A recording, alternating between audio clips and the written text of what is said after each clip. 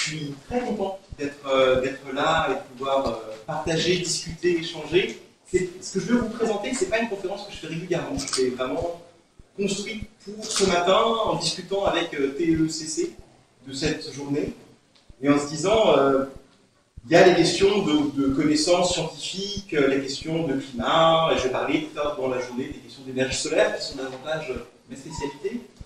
Mais aussi la façon dont ces questions se mettent dans un paysage un peu plus large. Comment est-ce qu'on réfléchit à ces questions? Qu'est-ce qu'on a comme représentation en tête du panorama des questions qui se posent? Et quand on parle écologie, souvent on réduit écologie-environnement. En ce moment, beaucoup on réduit environnement-climat, on réduit climat, émissions de CO2. Et les émissions de CO2, c'est un point absolument majeur. Je ne veux surtout pas minimiser ça. Mais le risque, c'est ce que des collègues ont formulé comme étant le tunnel du carbone. C'est-à-dire le risque d'avoir des phares de voiture qui éclairent qu'un endroit de la route, au risque de perdre de vue ce qu'il peut y avoir autour. Et c'est d'autant plus embêtant, évidemment, quand on va vite. On est en train d'aller très très vite vers Lyon. Et ça vaut le coup de pouvoir garder un tout petit peu l'œil sur d'autres sujets de préoccupation.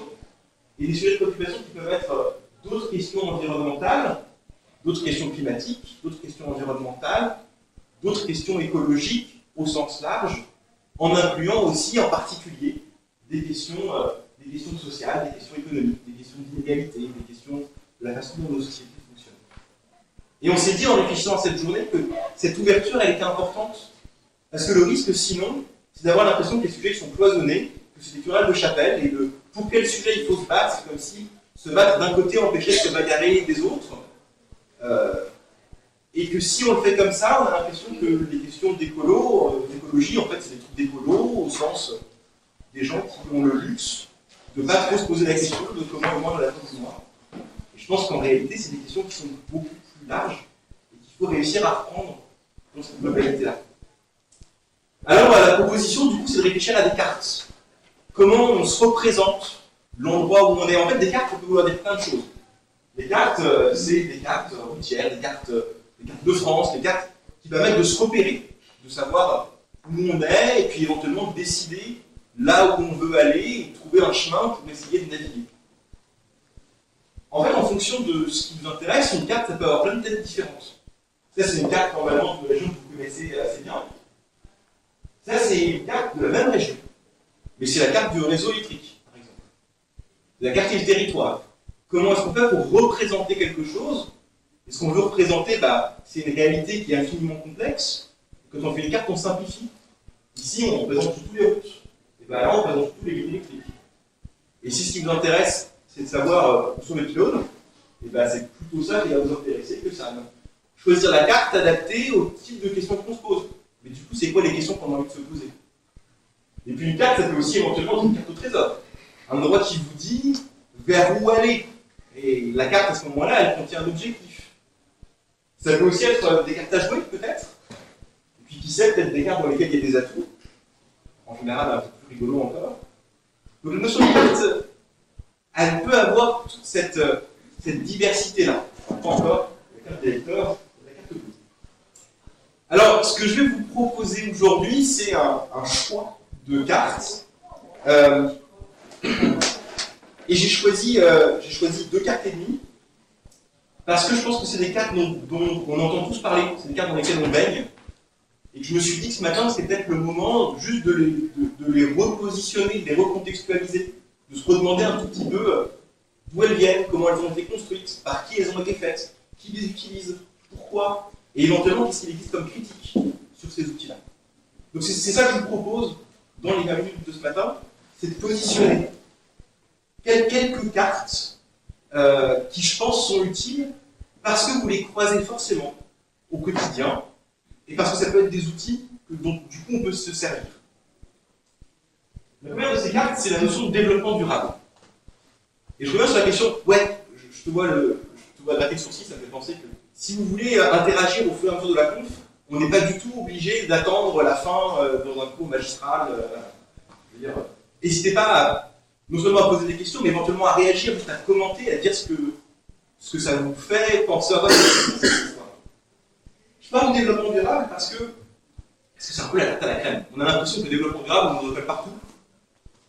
Quand on parle si on parle de développement durable à des écolos un peu radicaux, ils vont vous dire que c'est du greenwashing et que c'est rien derrière, que c'est creux. En même temps, c'est quelque chose qui est omniprésent dans le vocabulaire et dans le vocabulaire politique. Et il y a plein de choses qui se revendiquent du développement durable. Du coup, est-ce qu'on ne se prendrait pas juste 10 minutes là pour revenir à ça veut dire quoi, d'où ça vient, etc. Alors, si vous regardez l'origine du développement durable, c'est l'ONU. C'est une commission de l'ONU qui était pilotée par Gro Brundtland. Gro Brundtland, c'était la première ministre norvégienne qui a travaillé pendant une petite dizaine d'années pour élaborer ce rapport qui s'appelle, comment ça s'appelle en français, notre futur, je crois que le titre en français est un petit peu différent. En anglais, en tout cas, c'est Our Common Future. Et c'est dans ce rapport-là qui est écrit pour la première fois ce qu'on garde aujourd'hui comme définition du développement durable. Et cette proposition, c'est un mode de développement qui répond aux besoins des générations présentes sans compromettre la capacité des générations futures de répondre là. Je ne sais pas si vous avez cette définition-là en tête, mais au fond, si on veut revenir à ce que c'est l'essence du développement durable au départ, c'est une notion institutionnelle qui vient de l'ONU et qui se définit de façon assez simple en fait. Et cette notion-là, elle a été extrêmement productive, extrêmement fertile. En particulier, on la retrouve dans le cadre de réflexion du sommet de la Terre à Rio en 1992. Et c'est ce sommet de la Terre à Rio, entre autres, qui donne naissance à une structure extrêmement importante qui s'appelle la Convention cadre pour le changement climatique. C'est cette Convention cadre qui organise les COP. Vous entendez parler des COP. Il y a eu la COP 21 à Paris en 2015 avec les accords de Paris. Il y a eu la COP 3 qui a mené aux accords de Kyoto. Voilà. Donc, toute cette question, et on retrouve du coup la question du climat, la question des COP, les conférences of parties, c'est les pays membres de cette convention cadre qui a été créée dans ce sommet qui s'appuie sur ce rapport. Donc, ça vous donne un peu comme ça cette articulation entre les idées et entre ces événements qui font notre quotidien et le quotidien médiatique quand on les croit. De ces éléments-là, et à la suite du sommet de Rio, est mis en place ce qui s'est appelé les objectifs du millénaire. Je ne sais pas si vous avez souvenir de ça. Je pense que ça a été un peu moins mis en avant à l'époque que d'autres concepts qui sont venus après. Les objectifs du millénaire, c'est une proposition qui apparaît logiquement en 2000 et qui positionne 8 objectifs. Et les objectifs du millénaire étaient avec un horizon à 2015. C'est dans la logique du développement durable. Et donc les perspectives, c'est en premier, réduire la pauvreté et la faim, assurer l'éducation primaire pour tous, promouvoir l'égalité des sexes, réduire la mortalité infantile, améliorer la santé maternelle, combattre le VIH, le sida, le paludisme et d'autres maladies, préserver l'environnement, mettre en place un partenariat pour le développement. Et vous retrouvez là-dedans les préoccupations habituelles du développement durable, des questions environnementales. Vous voyez que là, elles sont réduites à un item ici. Beaucoup de questions de santé, mortalité infantile, santé maternelle et traitement des maladies, des questions d'éducation, des questions sociales et économiques, des questions sociales sur la question de l'égalité des sexes, et de manière générale, l'importance de réussir à faire des partenariats et à réussir à dépasser les frontières. Ces objectifs du millénaire, très concrètement, ils se traduisent par des objectifs qui se déclinent. C'était 2000 pour 2015, donc on peut faire un bilan de ce qui s'est passé. Bon, on n'a pas réussi à remplir tous les objectifs. C'est pas un scoop. Je vous en montre quelques-uns, et bien sur lesquels ça a progressé. C'est un peu le risque quand on se dit les nouvelles sont mauvaises d'où qu'elles viennent. C'est très vrai, on est abreuvé de mauvaises nouvelles. Il y a un vrai effort à aller chercher les bonnes nouvelles aussi. Elles existent. Il ne faut surtout pas se réduire à ne voir qu'elles, mais le risque à jamais les voir, c'est qu'on n'a plus d'énergie, quoi. Enfin, je veux dire, sinon c'est coup de massue sur coup de massue. Il faut réussir à aller trouver des moments de respiration comme ceux qu'on est en train de se créer tous ensemble ce matin. Alors, si vous regardez par exemple la réduction de l'extrême pauvreté dans le monde, quand on dit extrême pauvreté, c'est moins de, en gros, 1,25 $ par jour. On était à 47% d'extrême pauvreté dans les pays en développement au début des années 2000, quand les objectifs sont posés. On visait d'être en dessous de 23%, c'était l'objectif pour 2015, et dans les années 2015, on était plutôt en dessous de 14%. Donc il y a des objectifs qui ont été remplis, voire dépassés. Il y en a où ça ne s'est pas aussi bien mis. Réduire la faim dans le monde, on était à 23% dans les pays de développement, on visait d'être en dessous de 11%, en fait on est à 13%. On n'a pas réduit autant que ce qu'on avait visé. Et puis il y a des situations qui sont parfois un petit peu dégradées, plein emploi autour de la population active, donc à faire autant ambitieux, hein. On était à 62% de plein emploi au niveau mondial, on visait 100% de plein emploi. Bon, très ambitieux, en fait on a perdu un petit peu entre 2000 et 2015. Il s'est passé un peu des choses dans l'aventure, des crises financières mondiales, ce genre de choses qui n'ont pas facilité la réalisation des objectifs. Ça s'arrête en 2015. À la suite de 2015, il y a autre chose qui est venu prendre la suite des objectifs du millénaire, et ça s'est appelé les objectifs du développement durable. Et ça, c'est peut-être quelque chose que vous avez davantage croisé. Vous avez peut-être déjà vu cette couleur-là. Vous avez vu la semaine dernière le sommet des océans. Et vous avez peut-être vu des images, des prises de parole à la tribune, par exemple, le président, entre autres. Et bien sur le pupitre, il y avait son nom là, et puis à côté, il y avait ce symbole-là. Donc les objectifs du développement durable, en fait, ils sont très présents autour de nous, visuellement, et dans les façons de réfléchir. Les objectifs du développement durable, ils sont réfléchis en 2012, à Rio + 20, avec l'objectif de prendre la suite des objectifs du millénaire de 2015 à 2030. Donc, on arrive au bout de la période qu'on s'est fixée pour atteindre les objectifs du développement durable. Alors là, il y a plus vite, il y en a 17. Parce que bon, hein, tant qu'à faire. Alors, je vous ai caché. Moi, j'ai le l'anti-sèche. À votre avis, il y a quoi aujourd'hui dans ce qu'on définit comme les objectifs du développement durable? Est-ce que vous avez des idées? Alors, est-ce qu'on les a repris? Est-ce qu'on les a modifiés? Est-ce qu'on en a en plus? Est-ce qu'on en a en moins? Vous voulez qu'on remette les 8? Alors, carbone, ouais, la question climatique est devenue un des objectifs en soi, c'est le numéro 13. Je n'ai pas réussi à les faire apparaître les uns après les autres, alors je vais tous les mettre à la fin. Biodiversité, il y en a deux. Il y a biodiversité aquatique, spécifiquement, et biodiversité terrestre.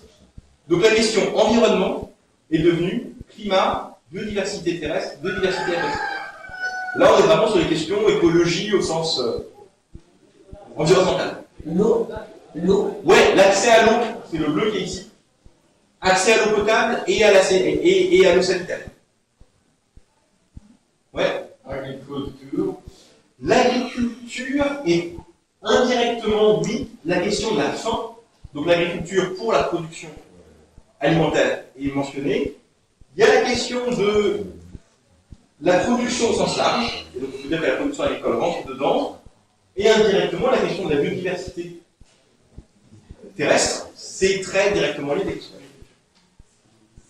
l'agriculture. Énergie, merci. Il est ici, c'est un petit soleil en plus, ça me parle. Alors la pollution de l'air est pas... Alors, indirectement, au sens où on parle des villes, et donc dans la question des villes, il y a la question de la qualité de l'air en ville, qui est beaucoup plus sensible que la qualité de l'air en milieu rural. Je dirais que c'est par là qu'on peut faire rentrer la question de la qualité de l'air. La pauvreté? Oui, absolument. La question, vous vous rappelez ici, c'était réduire l'extrême pauvreté et la faim. Et donc ces objectifs-là restent les numéros 1 et 2 des objectifs du développement durable. Exactement, ouais. On a l'éducation. La pollution de l'air, on pourrait la mettre dans la question de la santé aussi, en disant ce qui nous embête dans la pollution de l'air, c'est quand même principalement ses conséquences sur la santé humaine. L'égalité des sexes et l'éducation, toujours ici. L'eau, qu'on avait trouvé. L'énergie. Travail décent et croissance économique. J'y reviendrai. Industrie, innovation et infrastructure. Inégalité réduite. Ville et communauté durable. Consommation et production responsable. Changement climatique. Vie aquatique. Vie terrestre, paix, justice et institutions efficaces, partenariat pour la réalisation des objectifs. Ok. 17 objectifs. Sur chacun de ces objectifs, vous avez des cibles. Quand on dit par exemple énergie propre à un coût abordable, de quoi est-ce qu'on parle concrètement? Et bien, si je zoome sur cet objectif-là en soi, il y a en l'occurrence 5 cibles. Garantir l'accès à tous à des services énergétiques fiables, modernes à un coût abordable. Accroître la part d'énergie renouvelable dans le bouquet énergétique, etc. Sur chacune de ces cibles, il y a des indicateurs, des choses qu'on peut mesurer pour se dire si on est dans la bonne direction ou pas. Si je prends le premier ici, garantir l'accès à tous à des services énergétiques fiables et modernes, il y a le taux d'électrification, c'est un truc qu'on peut compter, quelle est la part de la population qui a accès à l'électricité, et il y a le taux d'accès à des carburants propres. Est-ce que vous êtes obligé de faire la cuisine et de vous chauffer avec une combustion qui émet énormément de particules dans votre maison, ou est-ce que vous pouvez faire la cuisine sans des questions de pollution d'air, je viens gravissimes. En tout, 17 objectifs, 169 cibles, 247 indicateurs. Ça fait un peu une ginagale. Donc, les objectifs de développement durable, c'est à la fois possible de prendre un petit peu d'un pas de recul. Ça a l'avantage d'être une carte, un paradigme qui est extrêmement bien connu, qui est extrêmement réparti, qui est extrêmement bien admis. Vous avez ce site web, vous pouvez aller jouer si vous avez envie, dashboard SDGs pour Sustainable Development Goals, Objectifs de développement durable, ODD, SDG en anglais, où vous avez l'ensemble des 247 indicateurs pour tous les pays du monde. Donc vous pouvez voir où est-ce que les uns et les autres en sont. Ça, c'est le bilan pour la France. Vous voyez qu'on est 5e dans l'ensemble de tous les pays qui est classé. Donc, pour Eco, en termes de développement durable, on est pas mal. Et pour autant, si vous regardez les couleurs qui dominent, c'est pas le cas. Ça vous dit un peu où sont les autres. Voilà. L'écart entre le classement et le résultat réel. Donc, les pays, les États se saisissent de ces questions, et donc c'est quelque chose qui est très lisible du point de vue politique. Les entreprises se saisissent de ces outils. Total Énergie fait des rapports annuels en expliquant sa contribution aux objectifs du développement durable. D'aucuns se diraient que si c'est un concept d'écologie qui peut être utilisé dans les rapports de Total Énergie, c'est que c'est peut-être pas un concept écologique qui va tout à fait assez loin dans les questions d'écologie. Mais il y a un vrai intérêt à avoir des outils qui permettent de discuter avec des acteurs industriels et avec des acteurs. C'est des indicateurs qui peuvent être calculés et déclinés à plein d'échelles. Vous pouvez vous demander à l'échelle communale, à l'échelle régionale, à l'échelle que vous voulez, vous pouvez vous demander où est-ce qu'on se situe sur ces indicateurs-là. Donc c'est des outils dont on peut se saisir. Et les résultats de ces analyses sont compréhensibles du point de vue, puisque c'est un paradigme partagé. Par contre, vous avez vu que c'est un peu... il y a un peu tout quoi dedans. Donc, c'est un peu un ensemble d'objectifs qui sont très mélangés. Il y a des choses qui sont vraiment des objectifs en soi et des choses qui sont davantage des moyens, des façons d'aller vers les objectifs. Est-ce que, typiquement, infrastructure et innovation, c'est un objectif en soi? On n'a pas des infrastructures pour avoir des infrastructures. On a des infrastructures pour faire quelque chose. On veut des routes pour que les gens se déplacent, pas pour avoir des routes. Donc, il y a cette façon de mélanger un petit peu objectifs et moyens. Ces 17 objectifs sont non hiérarchisés, donc c'est un peu un espèce de grand panier dans lequel on a tout mis. Et quand ils ont l'air incompatibles les uns avec les autres, ça rend difficile le fait de dire du coup on fait quoi? Comment est-ce qu'on arbitre?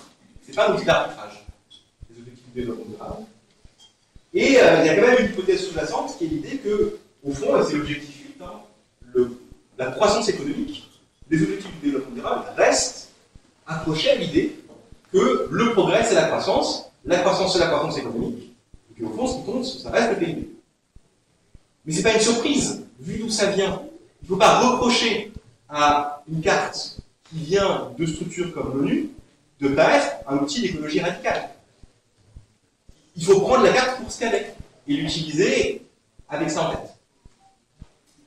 Alors, je vais vous en proposer une deuxième, il faut que j'avance un petit peu parce que je vais sur le temps déjà. Je vais vous en proposer une deuxième, du coup, qui est une perspective un peu complémentaire, qui se dit, mais en fait, cette question de la croissance comme objectif en soi, il y a un moment, ça ne peut plus marcher.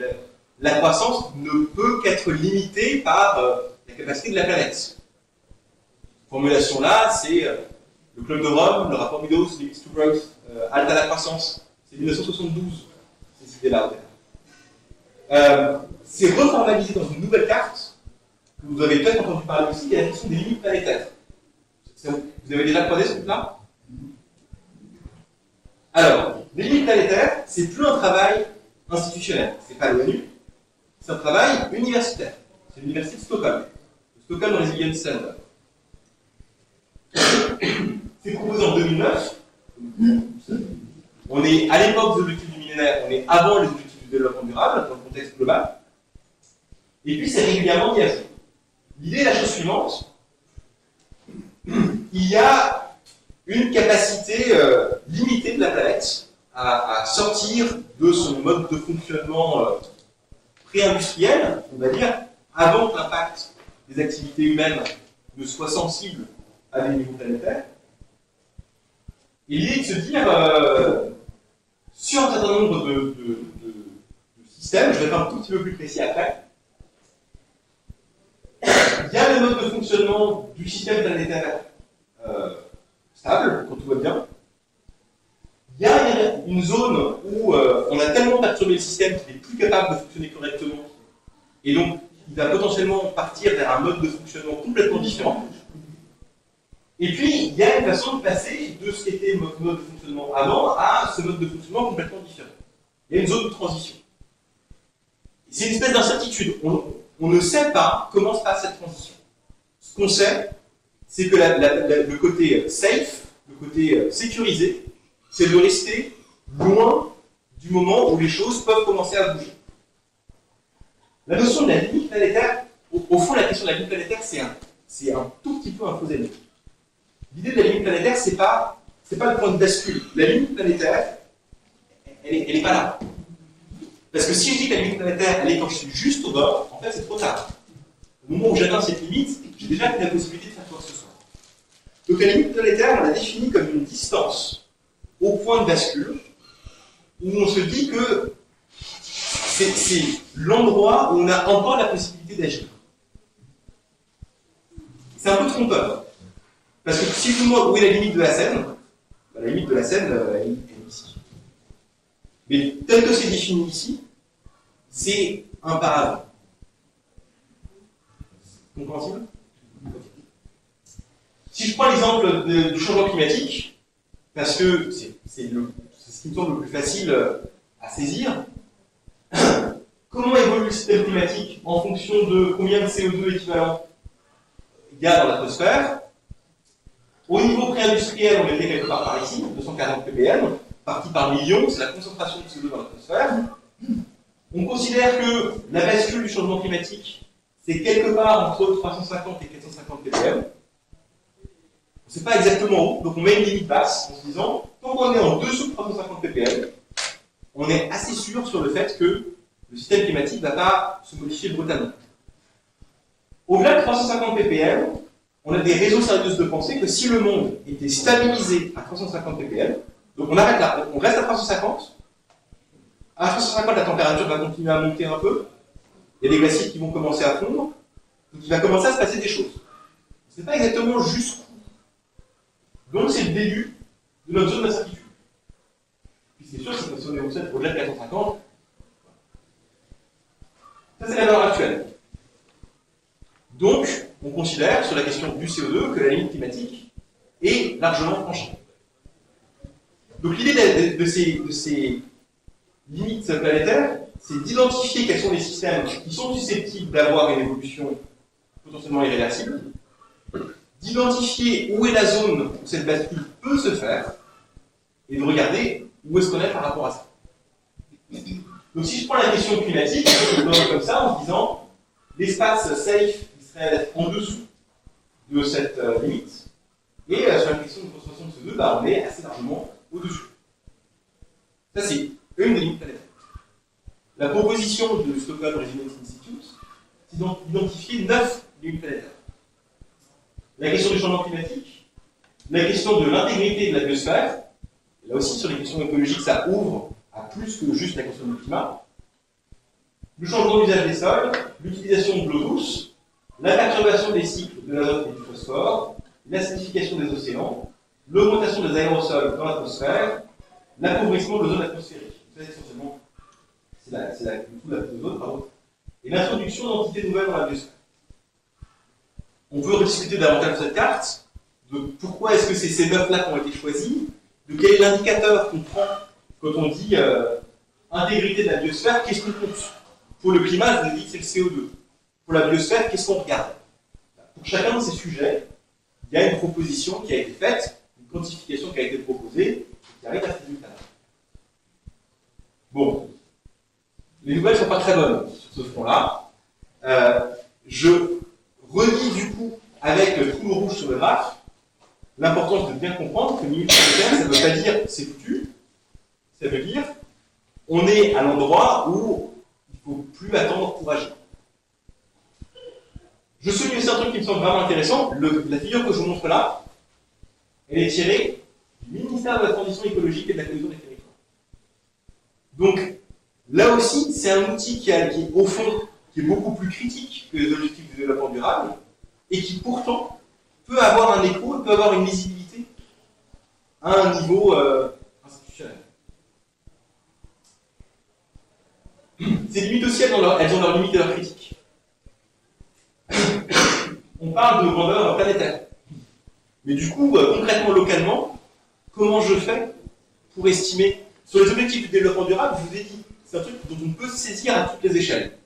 Sur les questions des limites planétaires, je peux parler de la quantité de CO2 qui est émise par les activités du territoire, mais je ne peux pas parler de la concentration de CO2 du territoire. Ça ne marche pas. Donc, il faut prendre une distance en plus par rapport au cadre à proprement parler. Donc, ce n'est pas forcément un outil qui est facile à utiliser à un niveau local. Et puis, c'est un outil parce qu'il est global, qui met un peu tout le monde dans le même bateau. Et là, il y a quelque chose qui coince un petit peu aussi, de se dire, quand on dit le climat, là, ça pose problème, on ne se pose pas trop la question de, oui, mais du coup, ce problème, il vient d'où? Il y a là des questions d'enjeux sociaux et d'inégalités sociales qui arrivent très vite, comme nuance de ce constat. Et ça, par exemple, c'est l'estimation d'Oxfam qui dit, si vous regardez la part des émissions, les 10% les plus riches de la planète sont responsables à eux seuls de 50% des émissions historiques cumulées. Autrement dit, dire aujourd'hui, oui, on est tous dans le même bateau, ouais, mais on ne s'est pas mis dans le bateau exactement tous ensemble, on n'a pas tous signé de la même manière sur le billet. Comment est-ce qu'on fait pour tenir compte de la justice climatique dans ce contexte-là? On ne peut pas imaginer d'action écologique ou d'action climatique qui ne tiennent pas compte de ces notions de justice. Sinon, c'est complètement inaudible et inacceptable. Au passage, ce graphe-là s'appelle le graphe de la coupe de champagne. Je trouve que c'est assez parlant, à la fois dans l'image et dans l'interprétation. Alors, je conclue avec une dernière carte qui est une proposition un peu de mélanger la chaleur et le chou, et de se dire, du coup, il faut à la fois tenir compte des limites planétaires qu'il ne faut pas dépasser, mais il y a aussi des questions de développement de la société humaine, de développement durable.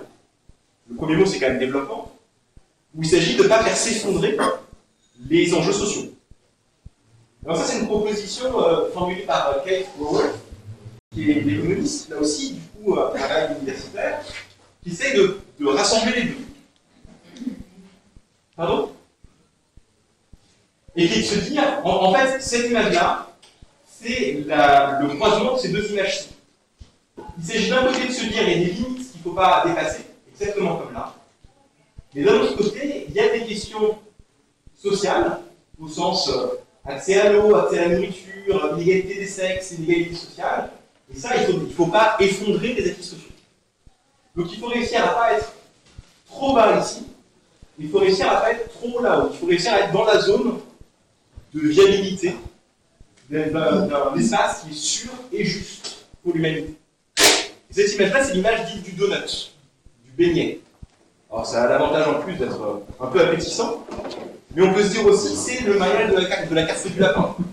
On met sur le même graphe la perspective qu'il faut du progrès et de la croissance économique avec le PIB, mais qu'il y a des limites planétaires qu'il ne faut pas dépasser. Du coup, est-ce que ça marche vraiment de mettre les deux ensemble? Mais en fait, c'est l'occasion de réfléchir surtout, et de se demander qu'est-ce qu'on fait de ces notions. Voilà, je conclue parce que déjà, j'ai passé mon temps, je vous ai présenté 3 cartes essentiellement, qui ont leur histoire, qui ont leurs origines, qui ont leurs intérêts, à la fois comme façon de réfléchir soi, mais aussi comme façon de discuter avec les autres, de pouvoir montrer des trajectoires qui vont être compréhensibles dans différentes façons de réfléchir. Il y a plein d'autres cartes possibles. Et puis il y a toutes celles que vous avez qui n'ont pas forcément été formalisées et dessinées de manière aussi travaillée que celles qui sont là, qui ont fait l'objet de beaucoup d'heures de travail. Et on a tous nos cartes en tête. On a tous nos façons de se représenter. Où sont les enjeux, dans quelle direction est-ce qu'il faudrait aller, où sont les obstacles, où sont les montagnes, où sont les chemins de traverse. Moi, à titre personnel, je me sers énormément de celle-là, par exemple. La question du trilemme énergétique, dont j'ai déjà eu l'occasion de parler dans votre contexte. L'objectif avec cette présentation, c'était de partager ces éléments avec vous, d'avoir l'occasion de prendre le temps, de repositionner en particulier ces 3-là, que vous avez peut-être l'occasion de croiser dans plein de contextes différents, et de se dire, évidemment, aucune de ces cartes est parfaite, mais c'est pas parce qu'elles sont pas parfaites qu'elles sont inutiles, et c'est probablement pas en s'accrochant à une carte qu'on va réussir à trouver des chemins, mais probablement en les croisant, en ayant conscience des limites qu'elles peuvent avoir, et aussi de ce qu'elles peuvent apporter. Merci.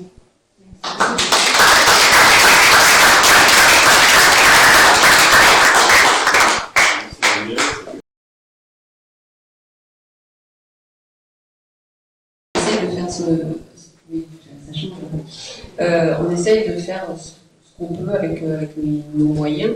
Je ne parle pas de moyens financiers, avec nos moyens. Mais on essaye, nous, dans les actions qu'on mène avec les enfants, c'est de justement commencer à les amener à réfléchir différemment. Voilà. Mais à notre niveau. Je n'ai pas ta culture écologique. Voilà. Je crois que ce qui me semble important, et c'est vraiment pour ça que j'avais envie de venir ici aujourd'hui, c'est qu'il faut croiser les perspectives. Et moi, je peux apporter ce que je suis moi, et donc c'est une perspective universitaire, une façon de présenter, de réfléchir. Je fais des PowerPoint, c'est ça que je fais. Je pense que ça peut avoir un intérêt, et c'est ça que j'ai envie de partager. Mais c'est évident que c'est pas suffisant. Et que c'est ces occasions de rencontre, c'est ces occasions d'échange qui peuvent nourrir les réflexions et les façons de faire les choses. Après, les personnes sont révoltées de voir ce qui se passe sur la Terre, le réchauffement climatique, ceci, cela, mais est-ce que ça vous empêche de partir en vacances? Est-ce que ça vous empêche de prendre l'avion? Est-ce que ça vous empêche de prendre l'autoroute? Quand vous voyez les fortunes qui dépensent pour faire 69 km, rejoindre. Bon, est-ce qu'il y a un intérêt quelque part? Est-ce que notre réflexion aujourd'hui elle est bonne? C'est-à-dire qu'on sait qu'il y a des problèmes, mais on ne fait rien. Moi je suis désolée, je vous le dis ouvertement, et je vous parle à mon nom, mais on ne fait pas grand-chose, pour ne pas dire rien, pour améliorer la situation. C'est pas en triant 3 cartons et 2 plastiques que ça va modifier ce qui se passe aujourd'hui. Donc il y a une réflexion à faire, à reprendre dès le départ, et peut-être pas attendre qu'ils nous tombent des lois qu'on ne comprend pas toujours. Le problème, c'est pas nous qui avons le pouvoir. Je veux dire, on va les manipuler. On nous amène vers ce qui rapporte.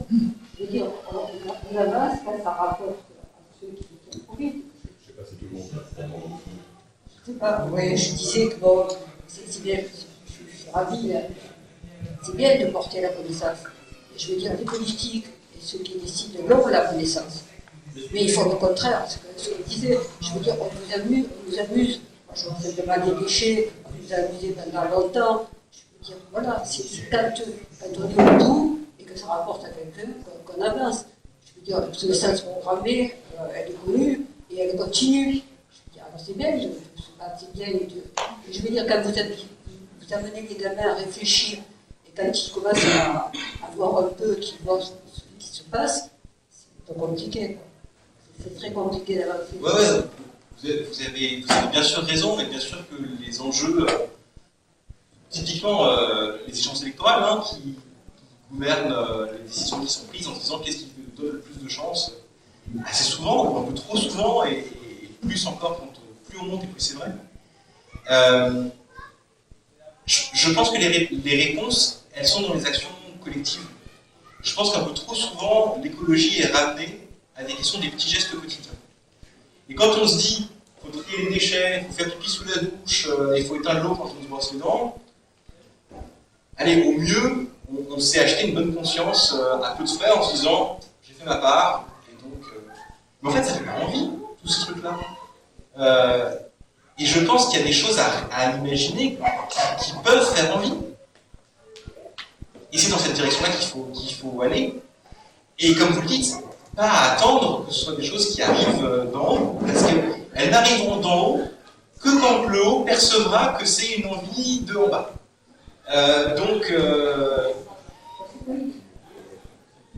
Bien sûr. Et donc je crois que pour moi l'enjeu il est vraiment de se dire comment est-ce qu'on fait pour se donner envie, pour faire les choses dans des directions qui ne sont pas juste de se dire il faut le faire parce que si on ne le fait pas ça va mal se passer. Mais de se dire, en fait, il y a plein de trucs à réimaginer qui pourraient sans doute marcher mieux. Mais le problème, c'est qu'imaginer ces trucs-là, ça prend du temps, et on est tous en permanence sur le couteau sous la gorge.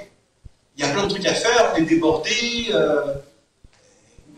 Où est-ce qu'on les trouve, les moments pour réfléchir et pour se donner cette place-là?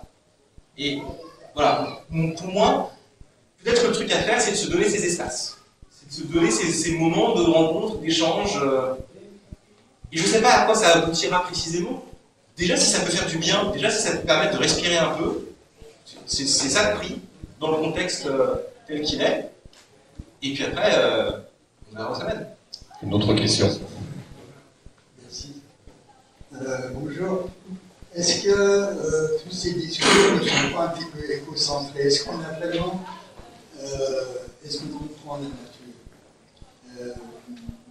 dans les scientifiques que les fonctionnaires russes, je ne pense pas qu'ils ont vraiment bien compris la nature.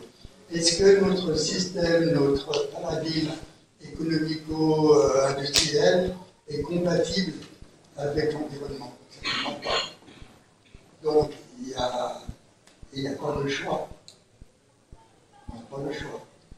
On ne peut pas quitter notre paradigme et on ne peut pas protéger l'environnement. Donc on devra subir. Alors, est-ce qu'on comprend la nature? Non. Je pense qu'il faut être humble. Mais je ne sais pas si c'est... Je pense que du côté scientifique, en tout cas, personne ne prétend qu'on comprend la nature. Et au fond, peut-être que ceux qui ont le plus de choses à dire là-dessus, ce n'est pas les scientifiques des sciences de l'univers, des sciences dures, c'est plutôt les scientifiques des sciences humaines, et c'est les collègues qui travaillent, par exemple, en anthropologie, et qui vont voir comment d'autres civilisations ont un rapport différent à la nature. Et typiquement, sortent du clivage nature-culture. Alors là, pour le coup, ça fait avancer sur la façon qu'on a de se positionner. Par contre, du côté de la science, si c'est les sciences humaines d'un côté, peut-être que c'est les sciences inhumaines de l'autre, je ne sais pas, sciences dures, sciences molles, sciences humaines, sciences inhumaines. Du côté de mes sciences à moi, on comprend plein de choses. Je ne dirais pas qu'on comprend la nature, mais par exemple la question du climat, on comprend plein de choses. Et on sait assez précisément, typiquement, les premiers éléments qui se passent dans les conditions climatiques actuelles. On est assez clair là-dessus. Il y a un consensus scientifique, une compréhension qui est quand même très solide. C'est juste pour moduler un tout petit peu le propos, parce que il y a ce risque de dire, bon, en fait, on ne sait pas vraiment, ce qui peut à la fois être une position d'humilité qui est tout à fait bienvenue, mais qui est aussi l'argument parfois utilisé pour dire mais du coup, puisqu'on ne sait pas, peut-être que tout va bien se passer. Et ça, on sait que c'est quand même pas ça qui s'en vient. Le deuxième élément sur la partie l'incompatibilité entre oui, il y a vraiment à réfléchir là-dessus, mais il y a aussi à agir à partir de là où on est. Et si on se dit que le premier pas à avoir, c'est de renverser le capitalisme, j'exagère un petit peu, c'est un très grand pas. Et le risque de ces très très grands pas, c'est que du coup, puisqu'il n'est pas faisable, on risque de ne pas avancer du tout. Où est l'équilibre entre les petits gestes qui vont jamais mener à grand chose et les grandes révolutions qui risquent donc ça risque de jamais être le matin du grand soir. Et je n'ai pas de réponse à ça. Ce que moi je me dis, et je pense pas qu'il y ait une bonne réponse, je pense qu'il y en a plein des différentes. La mienne, c'est de me dire que mon énergie vient plutôt de l'optimisme et de l'envie de faire des choses, plutôt que de l'angoisse de l'état catastrophique du monde.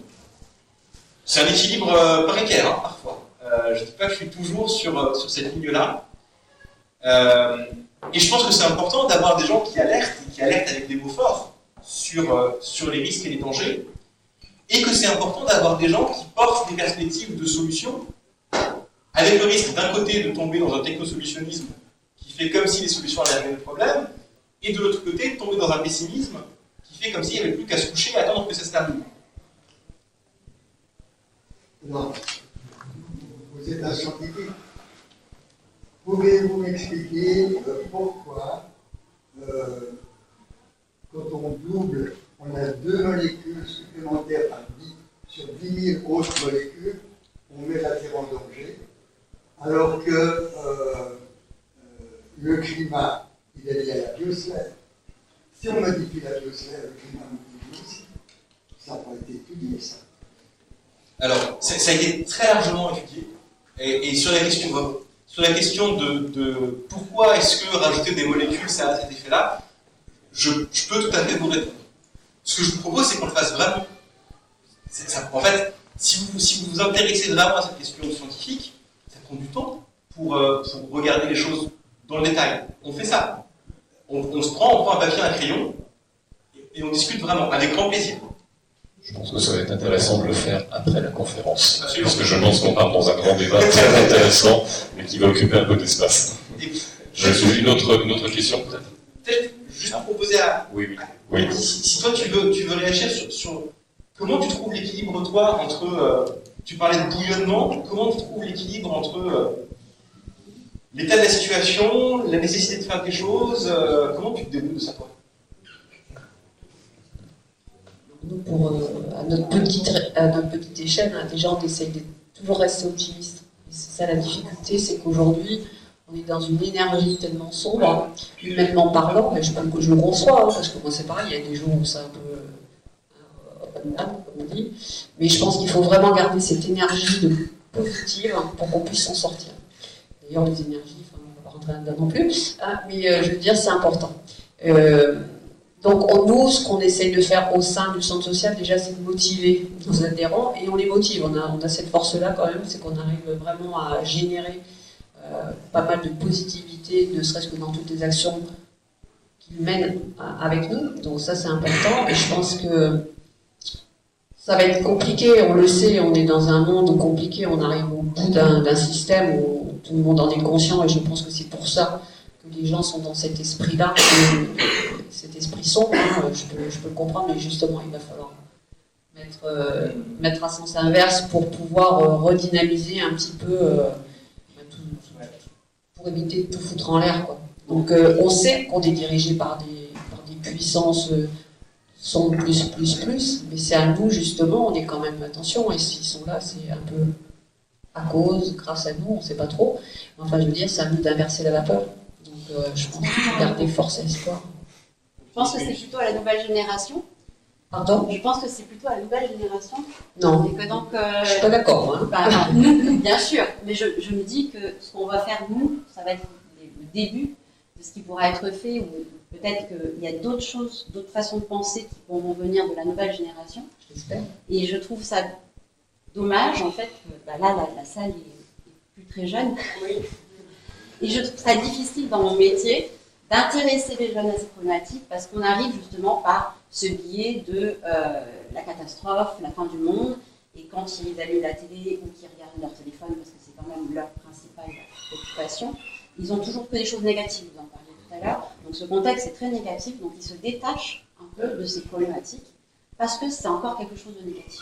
Donc j'ai du mal personnellement dans mon métier à essayer de leur ramener le côté positif voilà, Dans l'éducation, dans l'éducation, je trouve ça difficile de leur dire bon, on va regarder ça parce que voilà, c'est futur, c'est plein d'espoir, c'est pas dans leur texte, c'est pas vraiment ça tout le temps. Donc c'est très difficile d'apporter quelque chose de positif à des enfants qui veulent dans quelque chose de très négatif et qui ne voient pas encore les intérêts.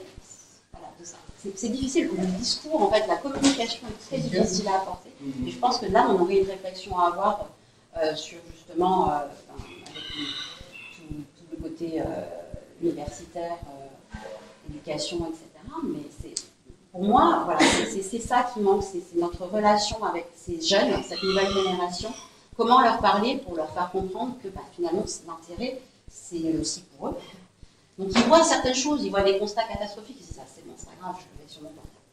Oui, c'est ça, lié à les réseaux sociaux. Mais c'est difficile ça à gérer en tant qu'adulte, même parent, tout simplement. Moi, j'avoue que même en tant que parent, j'ai eu du mal à gérer cette histoire de l'accès au portable, de l'envoi des photos, des vidéos. On sait à quel point la pollution numérique aussi est importante, merci beaucoup. Donc voilà, il y a beaucoup de choses qui rentrent en compte, et moi je trouve que sensibiliser les jeunes, c'est difficile.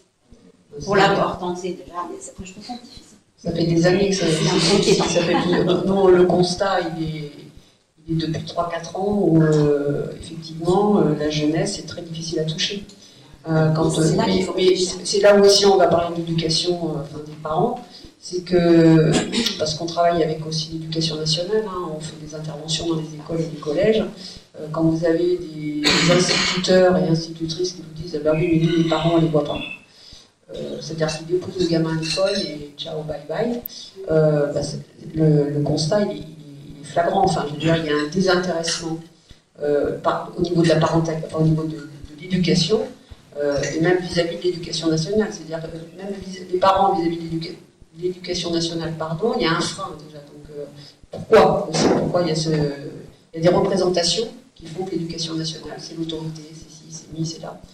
L'éducation nationale aujourd'hui, l'autorité pas trop, mais je veux dire, voilà, il y a plein de freins, c'est-à-dire qu'il faut qu'on travaille, dans notre esprit, il faut qu'on ait un autre esprit, il faut qu'on ouvre nos esprits. Le problème il est là, c'est que tout est fermé aujourd'hui. Et tant qu'on je fais pas de généralité, je dis pas qu'on est tous, voilà. Et je veux dire, la majorité du temps, on n'arrive pas, c'est-à-dire que nous, on va avoir une motivation à essayer de relever un petit peu, de remettre du dynamisme, etc. Il suffit qu'il y ait 2-3 personnes qui soient là, qui aient un esprit complètement fermé, ça va peut-être démotiver les autres. Il faut toujours garder en tête d'avoir un esprit, et puis, voilà, bientôt peut-être, pas encore. Donc on va essayer qu'on n'en arrive pas là, quoi. À notre niveau, on sait bien qu'on va pas faire, on va pas changer le monde, mais on peut toujours essayer de l'améliorer. Il faut toujours garder espoir. Une autre question? Oui, j'ai beaucoup apprécié, j'apprécie beaucoup votre position qui me convient très bien, cette humilité de ne pas vraiment savoir comment il faut faire pour bien faire. Et parce que même si je conçois que les militants sont nécessaires pour bousculer parfois les choses, je me méfie énormément de militants parce qu'ils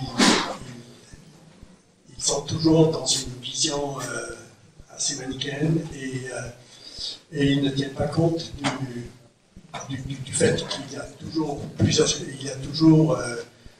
beaucoup d'enjeux différents et que l'enjeu c'est comment concilier les différents enjeux.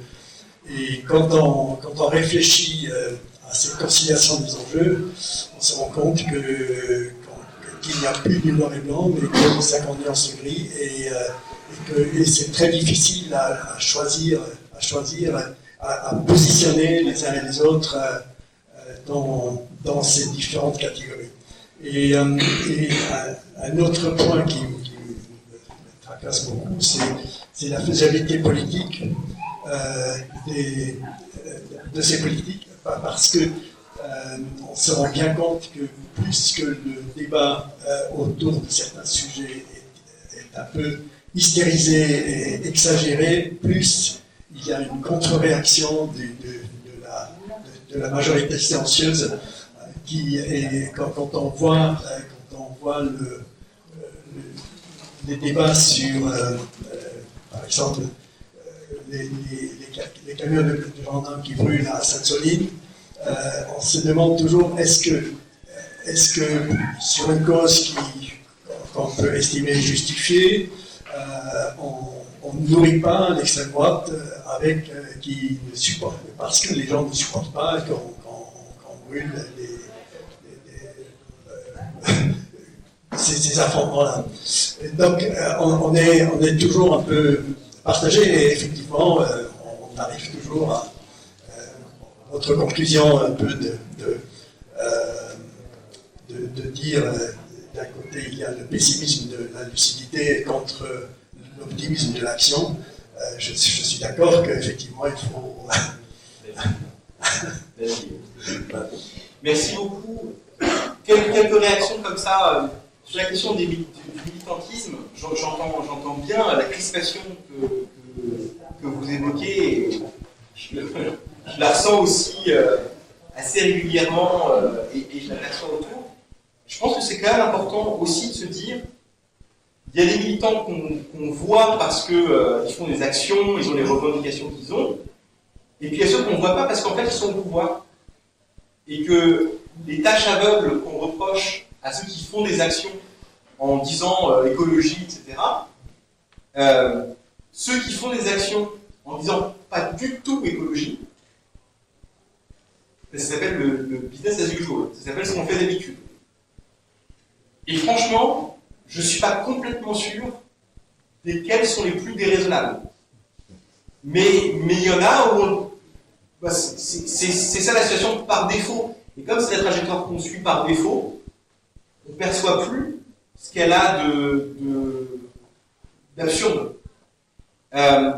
C'est un truc que j'ai pas mal regardé sur les questions d'énergie, par exemple, qui sont vraiment mon domaine d'expertise, et où je vois quand il y a des propositions un peu alternatives, on va dire, qui émergent, on dit oui, mais vous n'avez pas fait la preuve que ce que vous proposez est intégralement faisable, crédible, du début à la fin.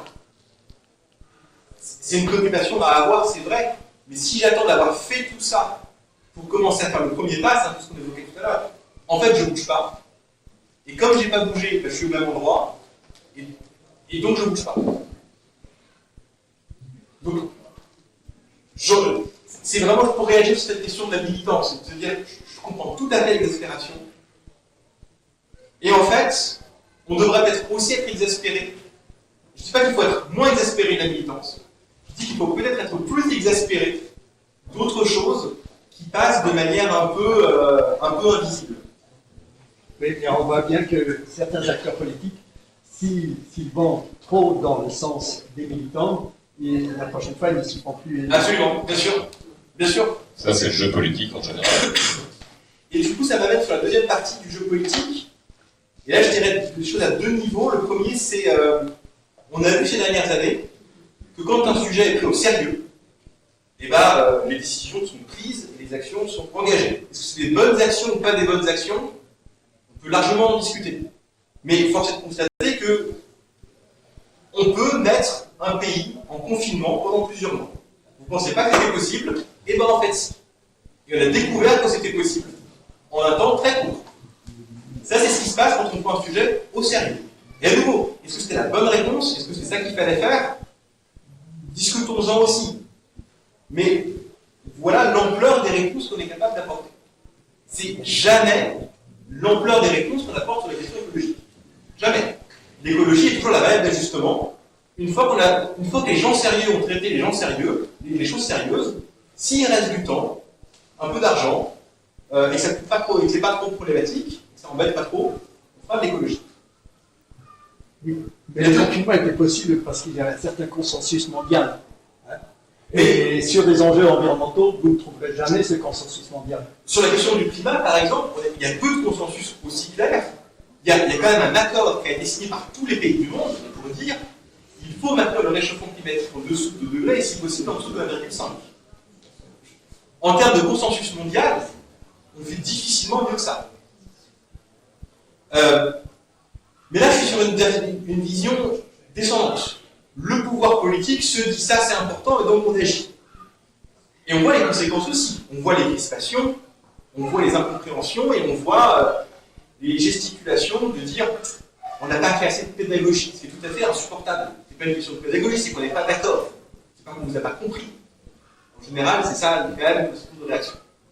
Donc le deuxième point que je veux mettre en avant, c'est la question de la Convention citoyenne pour le climat, qui a eu lieu il y a quelques années. Je ne sais pas si vous vous rappelez, 150 citoyens tirés au sort, c'est à la suite. C'était le monde d'avant, le monde d'avant. Il y a eu au moins 5 révolutions de culture. Gilets jaunes, taxe sur les carburants, feu aux poudres pour les gilets jaunes, cahier de doléances, la bonne blague, convention citoyenne pour le climat. 150 personnes tirées au sort, vraiment tirées au sort, à qui on a donné les moyens de réfléchir. On leur a fait de la place, on les a mis dans un endroit qui est un endroit prestigieux, on leur a donné accès à toute la connaissance dont ils pouvaient avoir envie ou besoin à leur disposition. Et on leur a pas dit, on va vous expliquer les choses, on leur a dit, on vous donne ce dont vous avez besoin pour réfléchir, faites des propositions. Et bien, vous prenez des gens au hasard, vous leur donnez les moyens de réfléchir, ils réfléchissent bien. C'est une super bonne nouvelle. Moi je trouve quand même qu'on n'arrête pas de se dire les gens sont ceci, cela. En fait, les gens, nous là, quand on se donne le temps de réfléchir, on réfléchit bien. Bon, alors après, la Convention citoyenne pour le climat a été complètement étouffée, on n'a rien fait de ce qui était sorti, et ça c'est dramatique. Mais l'expérience démocratique en elle-même, pour moi, elle est vraiment porteuse d'espoir. Je vais intervenir un tout petit peu. Parce que j'ai entendu pas mal de choses et qu'on doit laisser la place à la conférence qui suit, qui sera sur la végétalisation et la désimperméabilisation. C'est un sujet intéressant. J'ai entendu deux ou trois petites choses. Le tri, les poubelles, les choses comme ça.